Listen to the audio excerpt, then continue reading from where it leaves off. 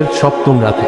তখন নবী সাল্লাল্লাহু আলাইহি ওয়াসাল্লাম বললেন, আমি মনে করি যে লাইলাতুল কদর শেষ দশকে হবার ব্যাপারে তোমাদের স্বপ্নগুলোর মধ্যে পরস্পর মিল রয়েছে।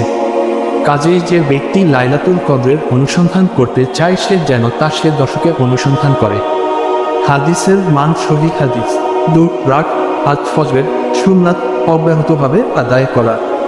আয়েশা রাহ থেকে বর্ণিত, তিনি বলেন, নবী সাল্লাল্লাহু আলাইহি ওয়াসাল্লাম ইশার সালাত আদায় করলেন, অতঃপর 8 রাকাত সালাত আদায় করেন এবং 2 রাকাত আদায় করেন বসে, আর 2 রাকাত সালাত আদায় করেন আজান ও ইকামাতের মাঝে।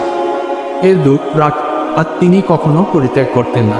হাদিসের মান সহিহ হাদিস। আসসালামু আলাইকুম।